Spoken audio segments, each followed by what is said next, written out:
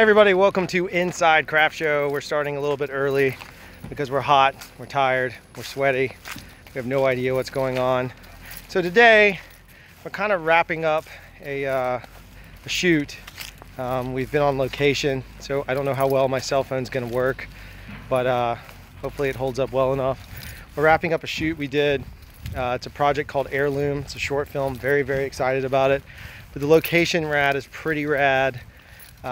Pretty excited about being at this location on top of it. So if you guys have ever seen the film Big Fish, it's a Tim Burton movie. He built a set near where we live, and as you can see by all the shoes and the Tim Burton tree, what's left of it anyway, this was his spot, this was his location. So it's a pretty awesome event for us to be able to get in here and film in this location.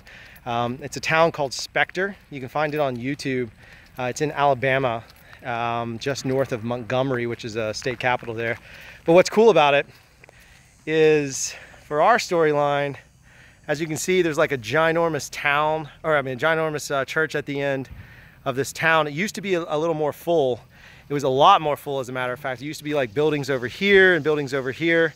It was a pretty big, robust location environment. So the project we were working on, I can't go into a lot of details yet. You'll find out about it soon enough. We did shoot on the GH5, and we did kind of get to play with some anamorphic glass, and it was really high-end glass. We actually had access to some ingenue lenses, and so we shot an ingenue 30 to 72. We've just finished up not too long ago. We wrapped out and are now sweating our faces off because the heat index here in Alabama is close to 110 degrees. So it is just blazing hot. As you can see, sorry for the swivel cam, the crew's kind of packing up and leaving. There's the Jeff in the great background, the Jeff Worley, here live, as our promise was that we would at least try to broadcast this. We may broadcast in the car. I'm just gonna let it roll. Hopefully nothing inflammatory is said. So I can actually do this and still work. Oh, great. So hopefully nothing inflammatory is said. But like I said, we are live at Spectre. Let me show you the sign. So this place, again, if you're just kind of catching up with us, is a Tim Burton set. It was a Tim Burton set. There you can see that kind of space. And I'll show you guys the tree one more time. This is pretty rad. This is a set from Tim Burton's Big Fish. If you guys remember that film, I don't remember what year it came out, but there is a very iconic Tim Burton sort of look. There was once a whole forest, but after a number of storms and destruction, the forest has kind of gone away. It's gotten its butt kicked. Here's the little sign so you can kind of see it. The town of Spectre. You can actually visit this place. It is open to the public. It makes for an amazing, there's the shoes. And somewhere up there, let's see if we can find it together. Somewhere up where is a Crftsho shoe. Let's see, I think I can flip the camera around. There we go. So it's not going to expose the best, but there's the shoes there.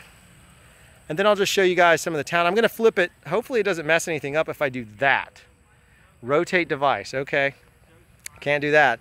So here's the town. You can kind of see what we had. We had this great epic wide shot kind of pushing in on the church down there. I'll give you guys just one kind of walking tour through it one more time as we get ready to get out of town. The crew is kind of packing up and leaving.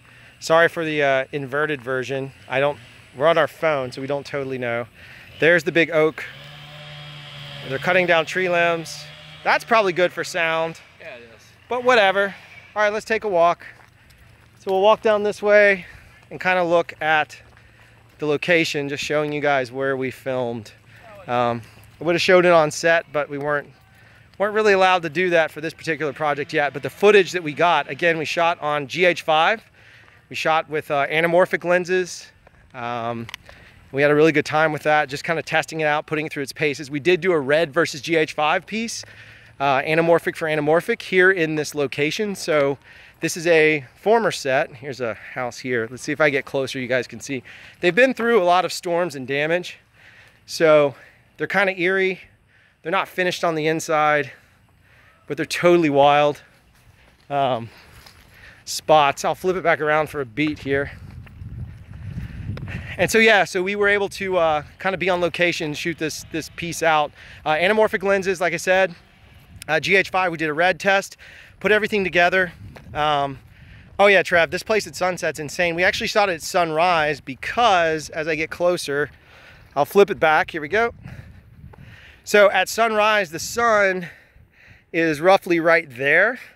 So we got this really crazy sort of hazy look. Sunrise is better. Sunset puts the sun back behind us, which is pretty too. But having the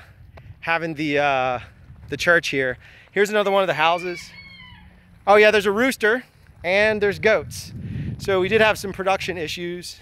These all used to be perfect. They're kind of falling down now, but it's still, for the story we were telling, I'll give you guys a little bit of backstory. It was a post-apocalyptic sort of vibe. So the film has got a post-apocalyptic narrative to it. The world's gone, it's been destroyed, and this guy goes on a journey to find something to bring back hope. Yeah, rooster, roll tide. Here's the church. You can see. So where I'm standing in the center, there's our cock here. Here's our quick cock shot. Yeah, I made a innuendo joke. Here's our rooster. There he is. Rooster. Hello. Anyway, this is the primary house. So this was our hero's residence. I don't want to give away the story, but this one is actually kind of finished out in a very subtle, simple way. You can see the detail on it. So this is a prime example of like, from a, yeah, that is a lake, Trev. Let me show it to you, sorry. While we're here, check out the mossy oak if you guys have ever seen the stuff. Look at the moss in the trees. It's absolutely insane. It's like super moody, great production value. Here's the church up close. Again, this is Tim Burton's build and his production designer's build, to give him credit. But this is one of those tricks about being smart about production, attacking a production from this way.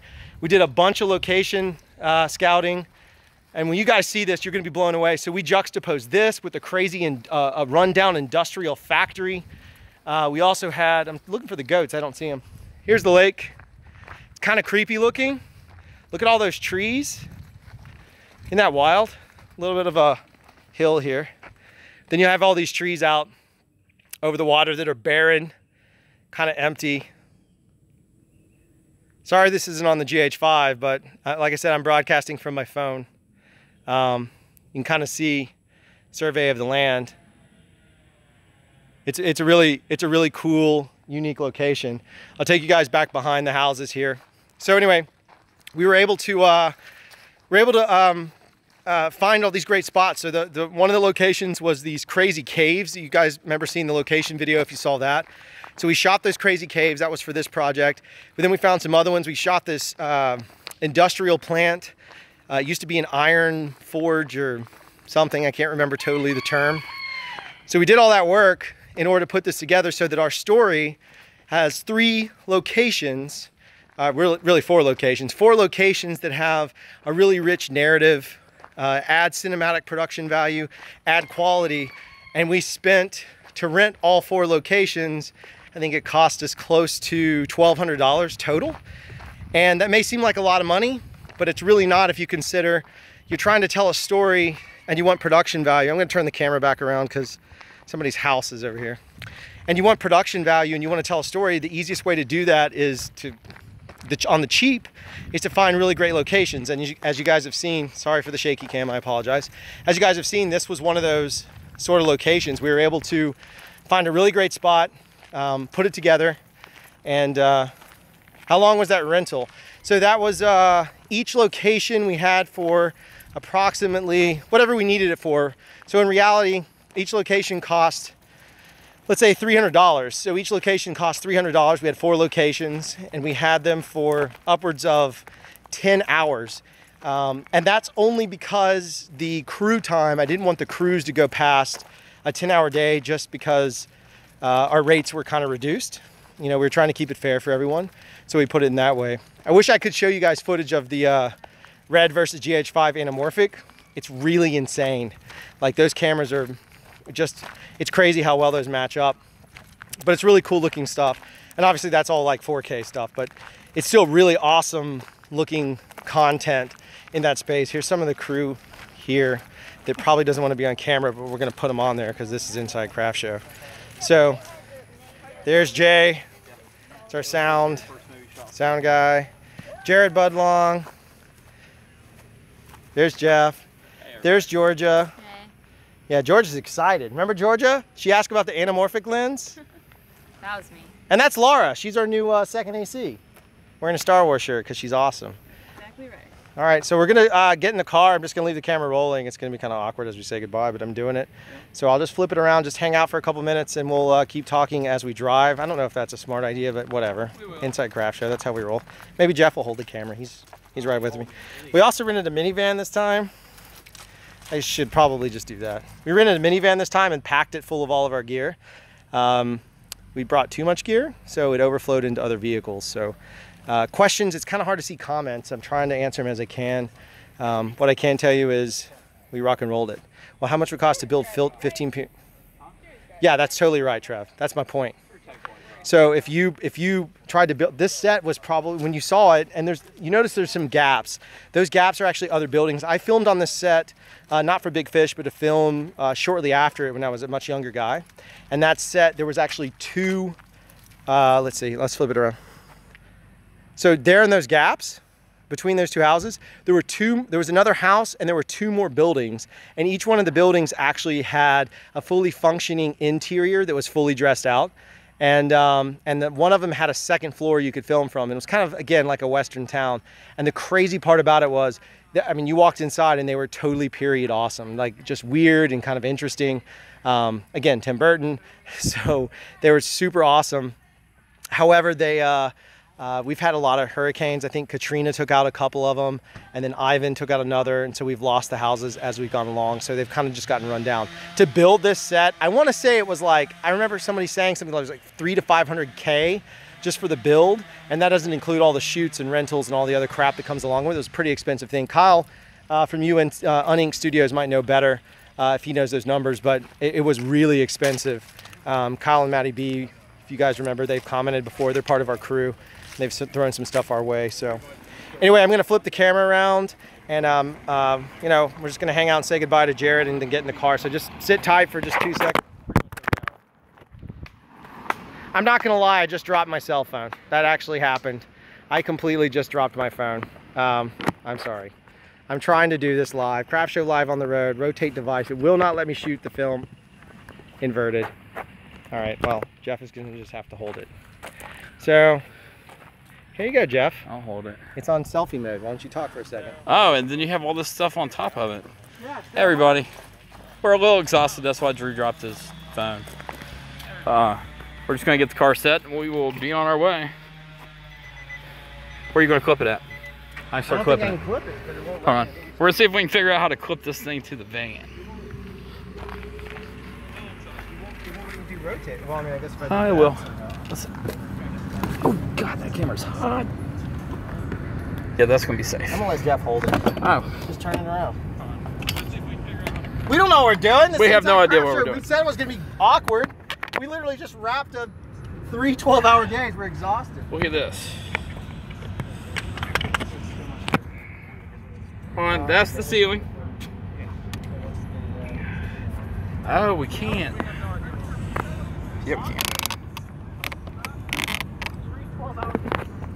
How wide does it open? That's our buttons, never mind. Yeah. There's Jared again. Hey! Will it wedge in here? Not really. Like will you reverse spring it? We'll figure it out. Okay. Yeah, we do have gaff tape. We could gaff tape this thing. You know what? Everybody hold on.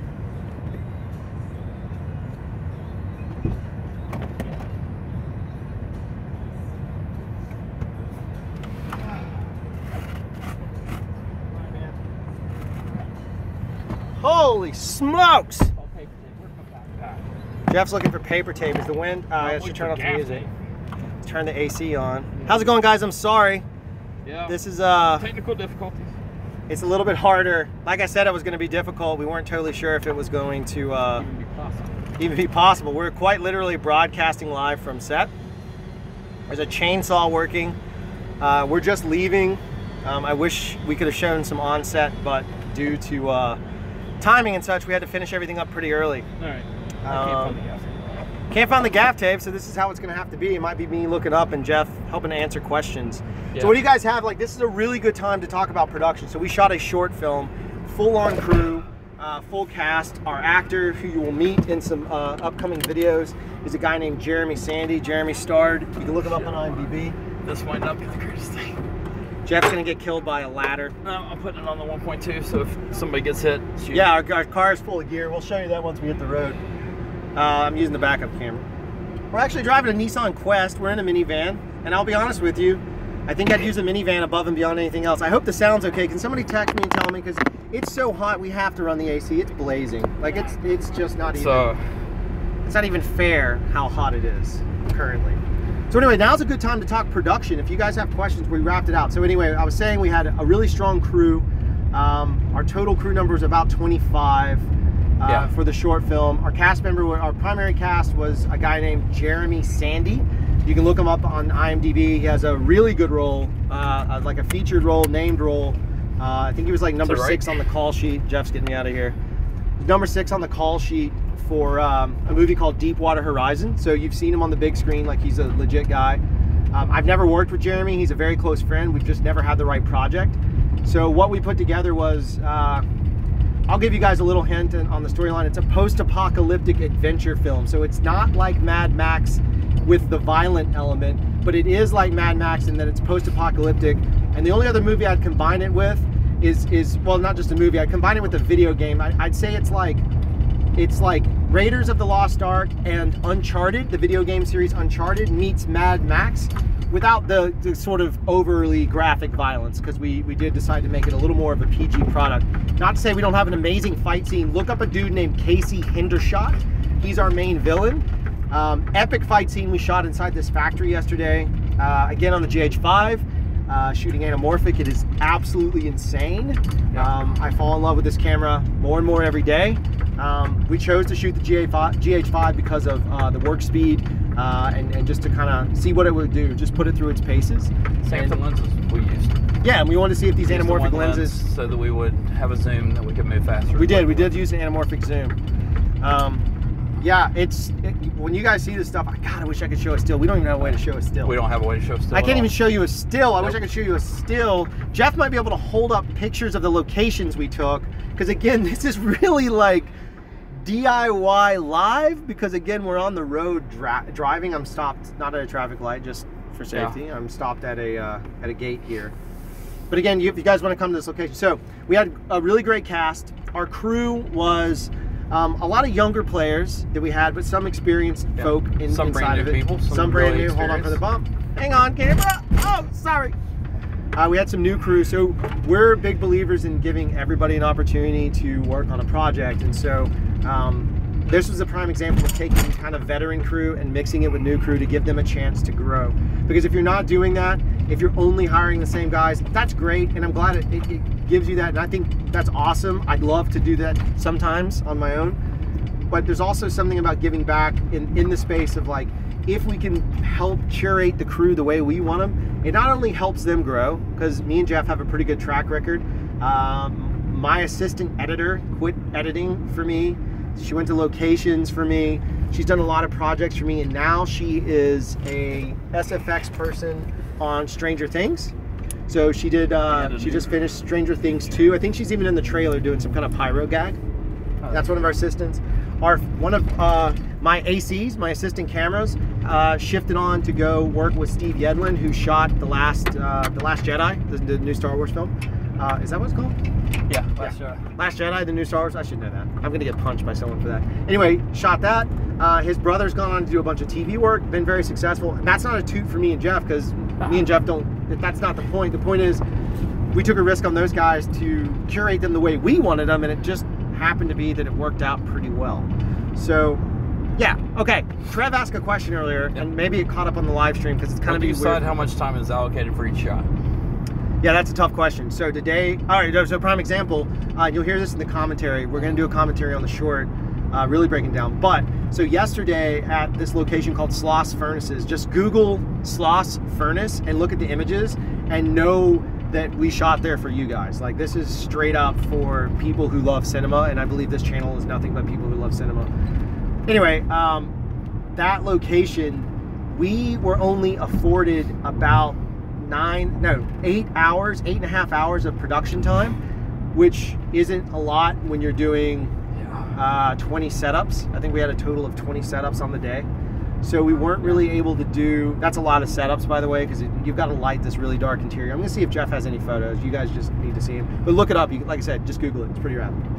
Anyway, so doing those, we jumped in on those. Where we ran into a problem was right before lunch was called, it started raining, and so all of our lighting changed. So we had to stop and fix that, which meant that we did lose some context on some of our shots. Like we literally had to rewrite the fight sequence and minimize it slightly in order to maximize on the time we had left. So we worked really hard to make sure that the time we had left was used well. We had 9 setups left out of 20. We'd done pretty well, but in 8 hours we still had 9 left. So we had 9 setups and we had to break through it. Can you pull up any? You got any kind of photos? I will look. I think you got some. You got some Instagram ones. They went out on Instagram. Tyler, I didn't post anything on Instagram. Oh, Jeremy did? Yeah. Tyler asked if we were filming where Big Fish was. And yes, we were, Tyler. Yeah, that's where they shot And Big Fish. if we were on Big Fish. I was not. I was not either. Yeah. Big Fish was just before my time. Yes, Trevor, it was. Yeah, Trev, it was brutal. It was super tight. It was brutal, dude. Yeah. You can see what I'm saying. Like, it was brutal. It was really, really, really tough. Yeah, I'm gonna look and see if I have any. And we cranked away the best we could, and we put things out, you know. All right, tell you, neither one of us took pictures yesterday. I have some on my phone. I just don't know how to like do anything with Did you them. take pictures yesterday? Oh, yesterday. Yeah. No, but you have the day before. I didn't. Okay, yeah, well, no. Just check I that. do have the day before. Yeah, we can show you some That of is the High caves. Falls. Yeah. So, all right, so the Sloss, that's how we did that. So you knew it was fast. We had to go quickly, but we had to be efficient in how we did it. So we did area lighting, which is this idea of lighting a set, knowing that you might have to move 1 or 2 lights for sweeteners, but you'd use a primary source to do a majority of the lighting. In this case, we used a 1.2 HMI until it started raining, at which point we shifted away from the 1.2 HMI and went to a 2K with CTB on it. And I was a little nervous that it wasn't gonna match, even though mathematically it should. But it did. We looked at the footage last night and it matched up pretty well, and that was for our little fight sequence, which is really amazing. I think you guys are gonna dig. So the first day's location, we drove up with Jeremy, and it was just me, Jeff, and Jeremy. Yeah, we can show that one. It was just me. Here's how we're gonna do this. Yeah, we're gonna see if this will work. Yeah, it kind of works. So that's Drew in the GH5 setup we used, and Jeremy there with his hands up in the air. Nothing. My phone just. Sorry for flipping y'all off just right now. Didn't mean to. Yeah. Yeah, so that was just shooting on that rig. Sorry for the kind of rigging of how we're showing it, but that's how it's got to be for this period. So anyway, this first place, we hiked into this location to get up on these insane, yeah, we'll show this one too. We got up on these insane cliffs. Jeremy's afraid of heights, so that was kind of interesting to walk him through it as a director. And I was also shooting, Jeff was AC. I mean, me and Jeff kind of share DP sometimes, but in this particular case, we were working as a team. Jeremy didn't like the height, so we had him up on this cliff and just kind of crank through these nutty, just insane spots. They're just crazy ones. You can see some of the more of those photos on Instagram. You can follow Jeremy too. I think it's like @JSandy or something. Yeah, I'll look it up in a Jeff second. will look it up and tell you if you want to see some more of the photos. But up on the cliffs, we were able to kind of get these epic waterfall shots. Really pretty stuff, really interesting stuff. We showed you some of that in the behind the scenes when we did the scouting. This time we were shooting for reals. And then we followed that up with these caves. So we had to, it's a separate set of caves. We held those. We got these caves and kind of climbed in and ran through this whole process to get these caves.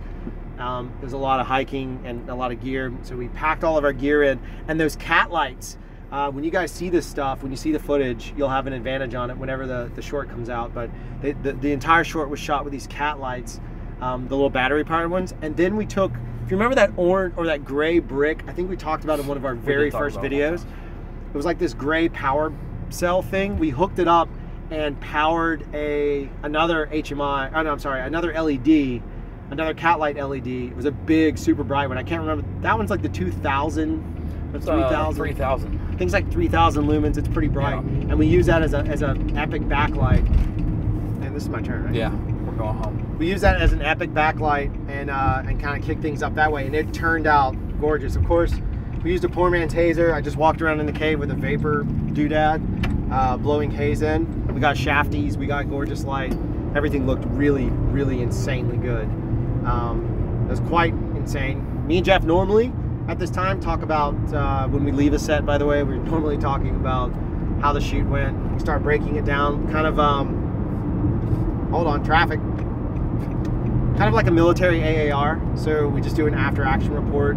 We discuss what went right, what went wrong, how we can make it better, how we can improve, things we can do to increase our productivity, narrative, making sure we have all the shots, whatever. Do you have a picture of the caves you can show? I have one picture of the caves that we can show. We have one picture of the caves that we can show. You and this is Drew and Jeremy together. Whoa, that was a big bump. See if it'll focus. There it goes. It kind of focused in a little bit there. Here, I'll try to block it out. There we go. But that's Drew actually giving direction to Jeremy during one of our shots. I don't have much time to take photos while we're actually working. Yeah, we were pretty busy, so it was pretty slammed. It looks like New Zealand while this location looks, the waterfalls looks like we're in the middle of New Zealand. It's pretty nuts. It's really nuts, actually. Really good time on it. So did you guys, just out of curiosity, I think the recent episode we posted up was on cinemagraphs, and I wanted to kind of share that because we found that as a way to start, like, not marking up anything with our clients, but providing additional value, and we wanted to share that. Is that, did you guys enjoy that kind of concept? I mean, was that something you were into?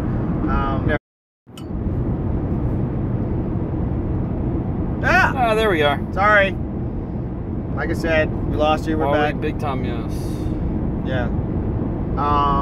Is there did I miss any questions? You mentioned those cat lights. Can you see what that question was? Yeah, you mentioned those cat lights from another video. Do you recommendation of a good cheap stand for them? No, because we just throw them in places. Like, we quite literally just rig them onto, like... We grip clip them. Yeah, we use a lot of grip clips. Spring clamps, A clamps. A clamps, you use C clamps for them.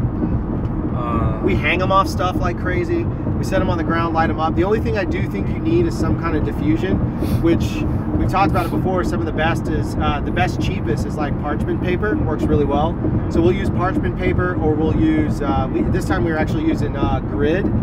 So we had grid diffusion over them. We had some 251, we had some 216, which is another type of diffusion. Yeah. I even threw a silk over them. They all worked really well, and gosh, I wish I had that shot. I wish I had just one shot of it for you. Yeah. You'll see, going back a little bit, while we asked, do we use GH5 because it handles heat and running gun so well? Well, I can tell you this, it handles the heat. I can confirm that. Definitely handles the heat. Not the best running gun situation the way we had it built. No, it wasn't built for running gun. It was built for cinema. So it was a Ingenue 30 to 72 PL mount lens, mounted onto the GH5. Very heavy lens, very weighty, and so it was not really built for speed. It was built more for cinematic production value, for quality. And the lens, the images we got out of it are ridiculous. We also shot log. We practice what we preach. In this case, we've said a number of times, if you're shooting a film or something that needs, you know, that element, but we took it into dark spaces and still got exposure. Now, granted, again, we were lighting it. We had those cat lights in play. We brought lots of different gear into play. We did light it. We did make it happen that way. So we just followed the rule. Like, we pulled on a waveform monitor and made sure that all of our darkest elements were above, in this case, they were mostly above 10 IRE. We were really pushing it. And that none of our highlights went past, really, we tried to keep them under 80. We were like 75 to 79. I think we have a couple shots. I think I've said before 87. I was corrected by somebody on YouTube, so, or no, on Facebook. So they were correct. I had the number wrong. I shoot a lot of cameras, I mix them up, I made a mistake.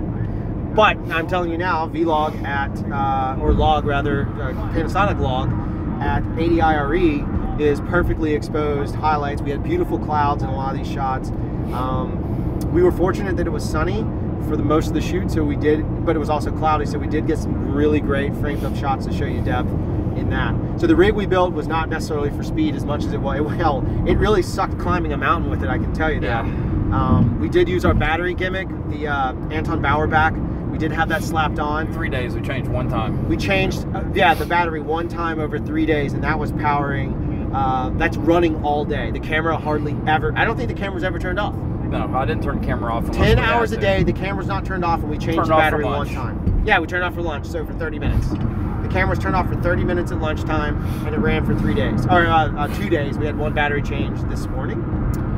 Late yesterday. Late yesterday, so a day. Last setup. A day and 3/4. We got off of a camera that was on all day using the Anton Bauer with the dummy brick battery mounted. That ran the camera. Ran the camera. A Bartech system.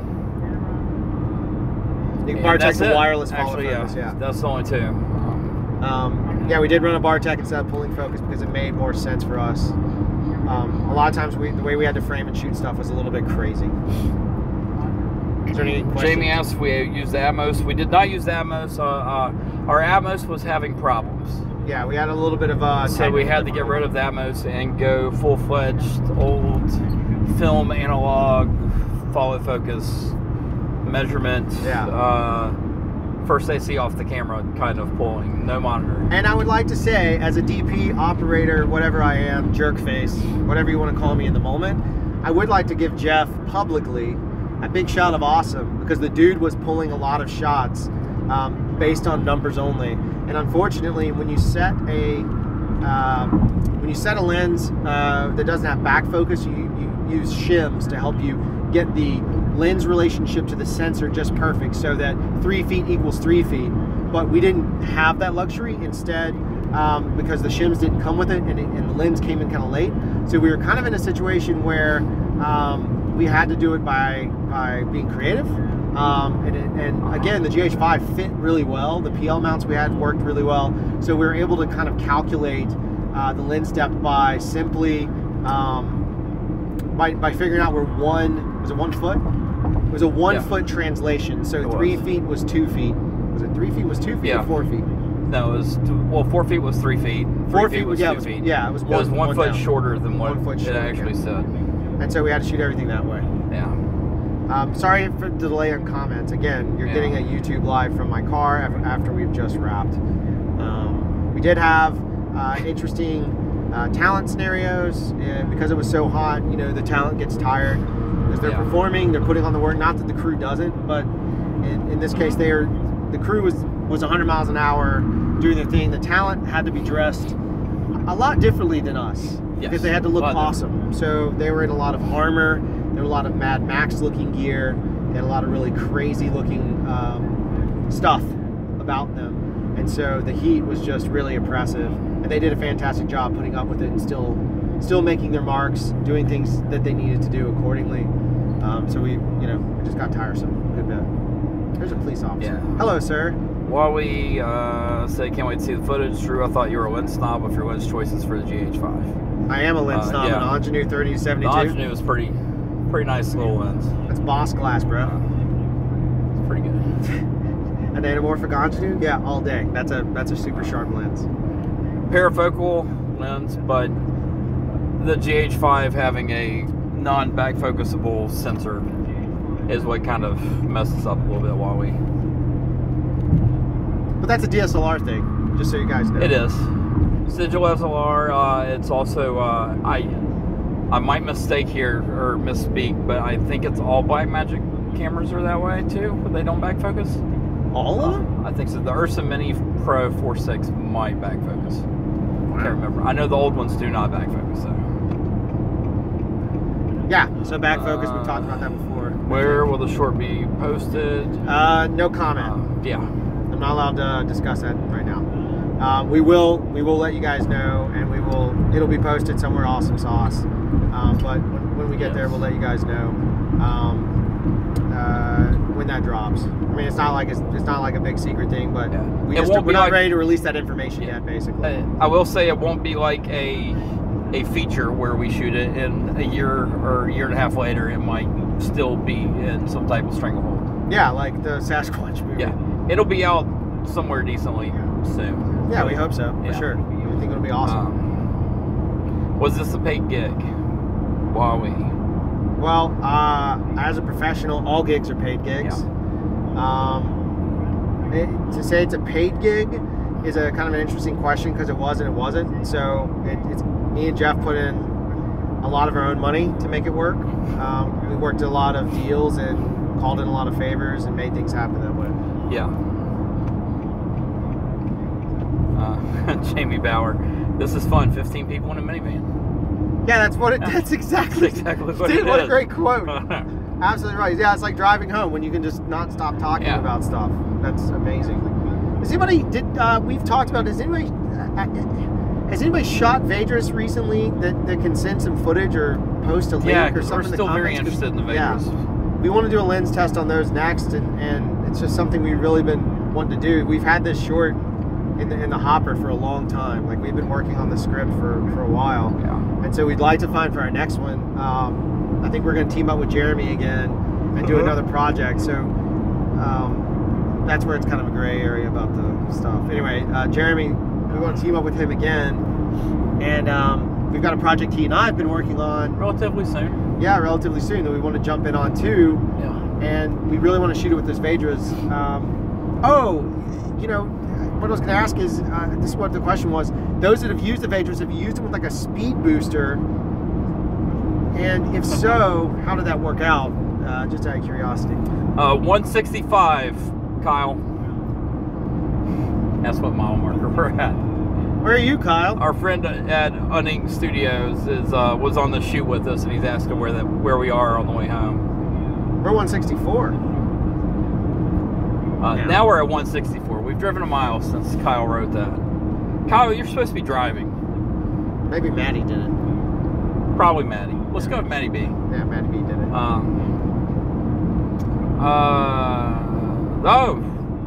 If we start driving fast, we'll catch him there at 158. I'm not going any faster. I'm live YouTubing while I drive. And I'm tired. Yeah.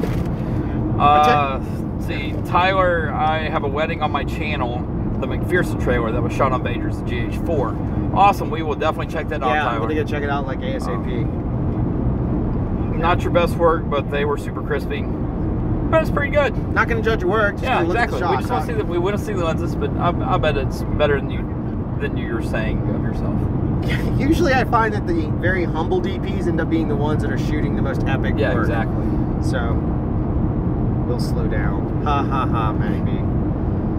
Well, we'll just keep slowing down too. Yeah.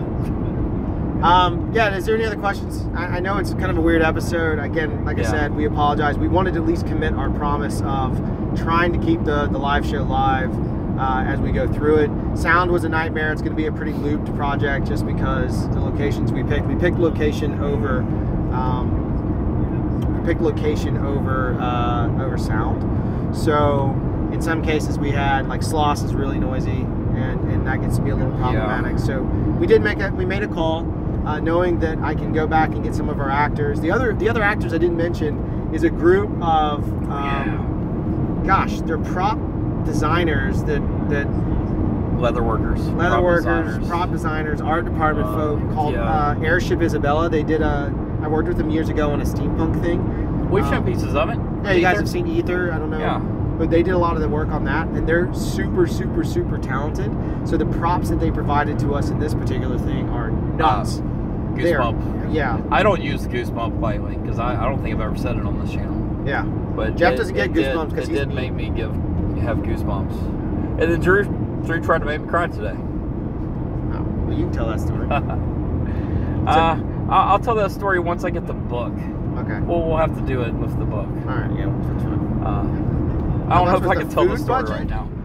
Well, I want to know if we had a set food budget. Yeah. No, we didn't do a set one. So every time I do a breakdown on a budget, I account for food. The one thing I will not skimp on. I think he was asking if we had a food budget. Yeah. I never skimp on food. I never. So, we stayed in one really seedy hotel. I won't lie, because the budget needed us to. And then we stayed in a slightly nicer one at the second location. Much nicer. Yeah, it was much nicer. Much nicer. I tried to get hotels that had breakfast, so that saves me some scratch on the first meal. The first location was all bread. There was all bread. You could have nothing but bread. It was literally like no fruit, nothing but bread. Yeah. And so that's that. And then I pay for dinner, so I always account for a big family dinner. I do not pay for alcohol because I do not believe when you bring people out of town and then they buy drinks. I don't mind a beer or something here and there, but when they start buying drinks, if they're like any other film crew and they get sloshed and something were to happen, your liability goes up through the roof. So I do not buy alcohol. The crew knows that. I tell them that. If they want to buy drinks and have, you know, hang out and drink beer at the hotel, I'm totally cool for that. I just will not, on company dime, spend it on alcohol. It's not what I do. So we buy dinner, which is usually we try and find a moderate restaurant. It's not super expensive. For lunches, what we do in the South that's really awesome, I don't do pizza and sandwiches. If you go to barbecue restaurants in the South, they usually have these picnic deals that are so cheap yet so good.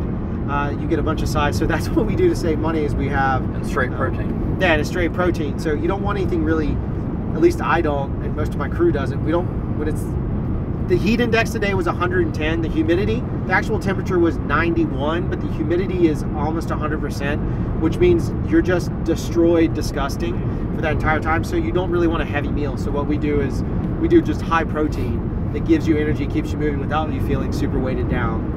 Plus, I find that high protein meals digest slower, so you get more, or you get less 10-2 events, which is code for taking a crunch. Yeah. If you don't know what that means, which is code for taking something else. 10-100 is a pee, 10-200 is a poo. There you go. We do that, and we mostly, for drink-wise, we mostly, for crafty, we almost always do water.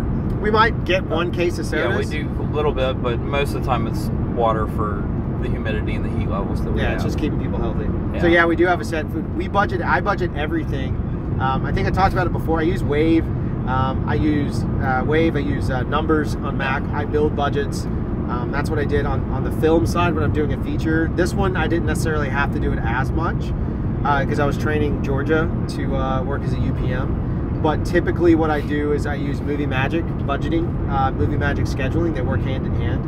So I'll write the script in Final Draft. I'll do a breakdown on it. That final script is then sent to Movie Magic scheduling. I make a schedule to know exactly what my day count, all the props and everything is broken down. That then gets routed to budgeting so that I can actually make an accurate budget based on the number of days, the start work finishes, the work holds, all the little nuances of when you're using cast, taking into account 10-hour days, 12-hour days, 8-hour days. They all have different rates, so I use Movie Magic for that kind of stuff. Lunch periods, stunt players are a complete different rate. It's all that kind of, so everything, I try and keep everything, whether big or small, exactly like I would if I were working on a $10 million movie. I treat that the same as if I'm working on a $1,000 project, $2,000, $5,000, so forth and so on. Yeah. Any comments? Yeah, Jamie Bauer said, yeah, no speeding down there. Watch out for Sheriff J.W. Pepper from Live and Let Die. And Man with Oh, yeah, man. That's like, well, that's where half the crew is from New Orleans. Or half the... Yeah, we're all New Orleans, Mobile, a little bit of Birmingham. Which is where Live and Let Die was it? Or was it Florida? It was New Orleans, wasn't it? Yeah, it's... Because they had Hoodoo or Voodoo. Yeah, it's on the Gulf Coast. What you do so well, isn't that Labyrinth? Did I just quote Labyrinth? I think so. Yeah. I don't know. How strict are you of set positions while we... Ooh, buddy. Hold on. In New Zealand, all departments help each other, and I was under pressure in the States. It's very strict. That matters. Really. Size of budget, the people you're working with, union, non-union. We are pretty strict about sex position. Jeff, I would like to note that Jeff just said we are very strict about sex positions. I want that noted. I will make no comment after that. Yeah! Busted! That one, I can now say that will go into my trash talk repertoire for a very long time. That is epic. Yeah, we do actually take set positions very, very seriously. Depends on if it's a union or non-union show. In this case, we were non-union. Yeah. We call it family show. I was moving lights. I was helping sound. I mean, I don't really care. We do everything. We do what we have to do to get the shots in the time that we need it. Yeah. We do that. Like Kyle and Maddie. Kyle was doing some BTS. He gripped. He helped with locations. He did sound at one point. Help with camera today. Maddie has been our second AC. Maddie has been a been a grip. Today or this week on the shoot, he was a key grip. So Maddie, he's Maddie's location. He was professional. kind of an AD for us a little bit on the shoot station. Yeah, he AD'd a little bit for Yeah. us. So Maddie's done a ton. We just mix it up, but on a union show, no, you can't because it changes the pay rate, and that's where it comes Yes. down to is once you start moving from one department to another, or start working in another department, it's pay rate, and there's also the responsibility of who's responsible for this gear, this shot, so forth. That's why they're so strict about it. Whether or not that's right or wrong is not really a decision I like to make because I have no idea. But yeah, that's. I can say I've been on union shows where the strict set positions has been amazingly used, and the ship runs correctly the whole entire time. I've been on union shows where that's not quite the case. Yeah. For sure. Same with non-union shows, though. Yeah.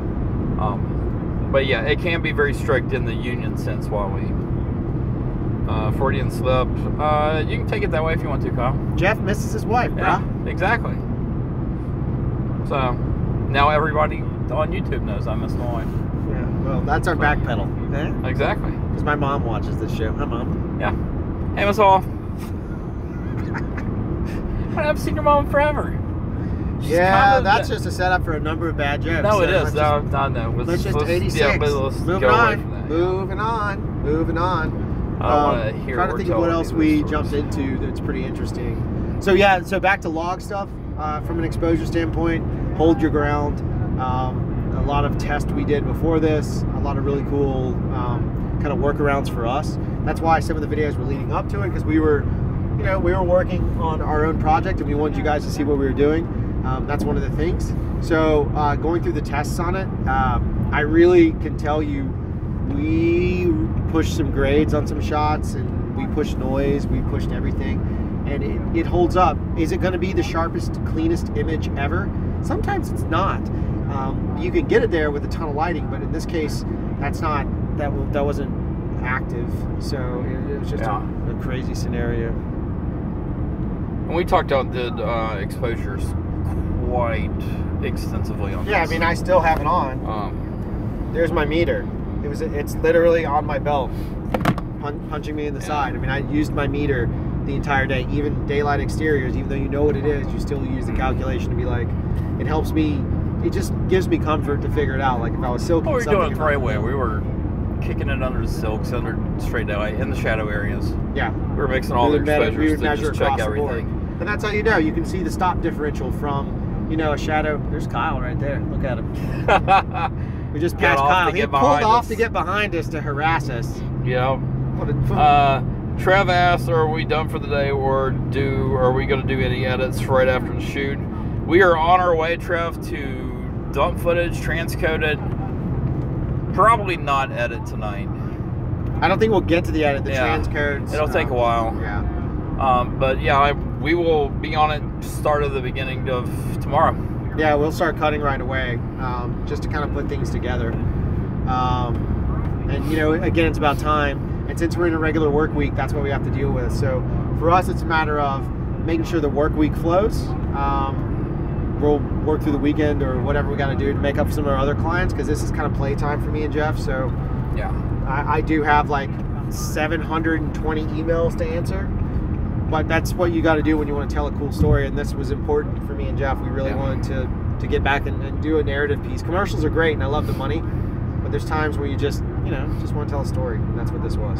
Yeah. While we asked, do we not trust false color?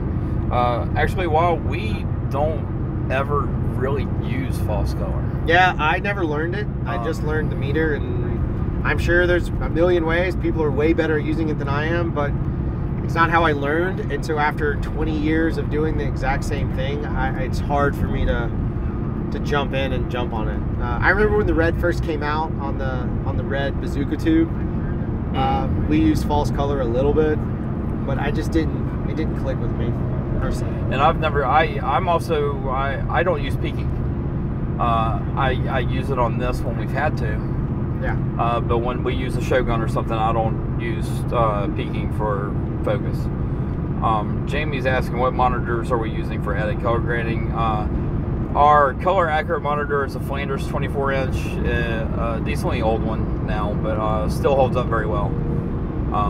Besides for that, our monitor is just a regular Mac Yeah, we don't get all monitor. crazy on all this stuff. Yeah, The flanders is the more important part. The Flanders are only crazy monitor. I don't like. I use the flanders because in my past, and again, there's new technology that's surpassed me. I'm insert dad joke, whatever you got to do, but there's new tech that's passed me. But for me, I've never seen a computer monitor really truly match the accuracy of like a Flanders or the Sony, whatever that old Sony 2 was. The Panasonics. The Panasonic, again, not just because I like GH5, but the Panasonic plasmas. The old Panasonic. I can't remember the model. Yeah, they're gone now. They don't make them anymore. Those Panasonic plasmas, I still have one that's my personal TV at home. That is the best image that I've ever gotten. It's the most color accurate. The black levels are amazing. That's the monitor that I think is the best on the planet, and I highly suggest it. If you can find one that doesn't have burn-in, they're super amazing. We did try and monkey around for something with a Vizio P series as just a ref monitor, but we've never been able to get the color to really match what we're getting out of the Flanders. So the P series are cool. That's their reference monitors. They're great. Like, hey, here's the output. Let's take a look at it on a consumer monitor, but they're not necessarily the best pro-grade monitors. Yeah, and we haven't had time to calibrate it without trying to calibrate it by eye. Yeah, we have. So, yeah, there's no X-Rite or any of that. It's probably us just not being able to do it, right? Yeah, that's totally right. Trev is asking, how do you make sure any of your ideas don't get lost between now and tomorrow? Is it in the metadata? Really, our ideas are just usually when we do our drive home from the end of the day. We talk it out. What do you mean by ideas, Trev? Like what I think edit ideas. Oh, like cuts and stuff? Yeah. I make a lot of notes. I make mental notes. Here comes Kyle and though. They just passed. Oh, they're filming us. Oh, they're filming us. Yay. Yeah, that's what happens when a bunch of camera nerds caravan. Exactly.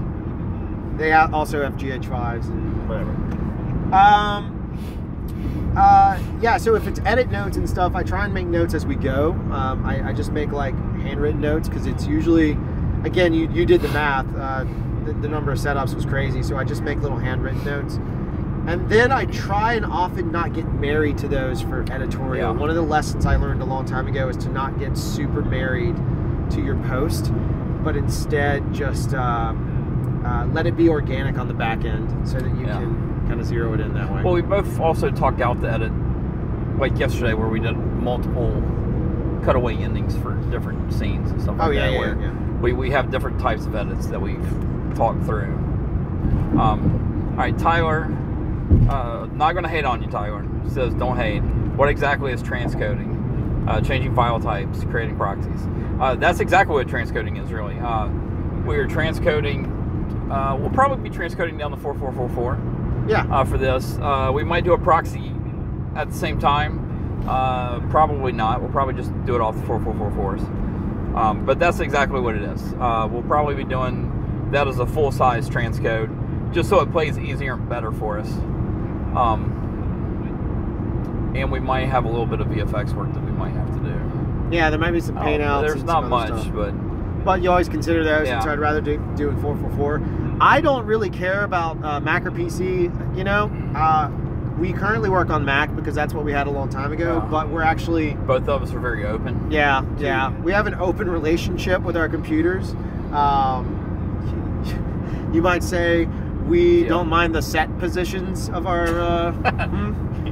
No, we have an open relationship. I'd like to go to a PC if it's giving me more horsepower. The only reason we're stuck with a Mac right now is because that's what we owned, and we had the opportunity to buy a bunch of equipment fairly cheap from a studio, so we did. Yeah. And when we did that, we ended up with a bunch of Macs. Yep. So there's the Mac answer. I've been talking about doing a Linux-based box for a while myself. Yeah. So we've been talking about getting rid of Macs for a while.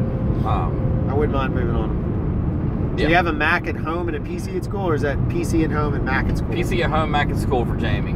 Gotcha. Yeah. Yeah, I mean, they're fine. I mean, there's no difference. I mean, especially if you're using Premiere, it's all the same thing. Like, at the end of the day, the interface, getting to the program might be a little bit different, but the interface is the same thing. So yeah, it doesn't it's really the matter. operating systems that are different. It's you exactly just have right. to get used to those. Yeah, it's exactly right. Yeah. Yep. While we old school love it, yeah, we are too, as we found out over this week, two grumpy old men. So, and I guess it's because we've been around for a while and we do like to do our things old school style. Yeah, we had a lot of young people on the show, and their approach is different than me and Jeff's, and in some ways they taught us stuff, but you know, it's you do the same thing long enough and you know it works, and it's something I don't have to think about. I can focus on my creative. I don't want to think about technology when I'm trying to tell a story. I want the technology to enable my story. Technology enabled storytelling is what I'm after. That's why I like the GH5. That's why I like the Red. That's why I like all the cameras. Is because the technology allows me to tell a better story, and it doesn't matter what the camera is. It's the right camera to tell the story with. You know me. I'm always going to put story forward. And what I get excited about is when the technology allows me, or some cool device allows me to push that narrative, to put that narrative into context. I can bring the narrative to life. If a piece of gear is helping me do that, then it's fantastic. If it doesn't help me do it, I have no interest in it. It just doesn't. I don't care what it is. Like, my mistake years ago, truly my mistake years ago, is I didn't think DSLRs were going to really help me tell a story. And here I am shooting on them constantly, and I'm in love with this GH5 model. So it's sometimes you got to put your ego aside, and that's the other side of it. Like, you got to set it all down and not think that one camera will do it all, because it won't. There's no camera on earth that's going to do it all. Would I love a Panavision XL? Yeah. DXL. DXL. Thank you. You're welcome. Can I afford the lenses or even the rental to get the lenses? Nope, because they're rehoused classic anamorphic glass, and I just can't Panavision glass. I can never buy them anyway, but I can't even afford them. Would I love to take out a loan and get an Alexa package? Heck yeah, I would. But do you know how much that'll cost me? By the time I'm done with it, with all the upgrades, just to get to 4K, I'm $120,000 in to get the high. So rent it. You know, it goes back to what I've said on all that kind of stuff. So exactly. Yeah. While we built the Frankenstein computer, and Mac is just harder to do. Definitely is way harder to Frankenstein a computer that's a Mac than it is PC. Yeah, for sure. Especially if you're going for trash heating. Yeah. Whoa. My face is cold. Just gave me a good idea. Jeff turned his down. It's ridiculous. I'm still sweating. I kind of want to wrap it up because I need to stop at a gas station to get something to drink. I'm like super thirsty, and they took the water cooler without. I was off walking around talking about Inside Crftsho. There's nothing in it. Oh. There's ice and beer. Yeah, there was beer. The crew had. Don't drink and drive though. No, we did not drink a beer. That is not what. That was in there for the one of the actors had beer last night and just threw it in there today. But his girlfriend, they used to be. His wife is now driving him. So he's good to go. Jeremy. There you go. His lovely wife. But he hasn't had a beard so long that he's been on a diet, starving himself for this role, so that as soon as we wrapped, he immediately walked over and drank a beer. Yeah, guys, I appreciate it. Thanks for bearing with us. Sorry it was a little funky. You know, it is what it is. Yeah. We're coming off the high of production, and we're going into a storm, it looks like, so I really need to kill it. Thank you guys so very much. You know, you guys mean the world to us. We're very grateful. Yes, thank you. The opportunities that you provide to us through inspiration and wisdom and sharing is great. Make sure you do the same, and we'll try and do the same, rather. We'll try and do the same in return. Yep, yeah, you're good. And yeah, thanks, guys. Hope to see you soon. We're out. Yep.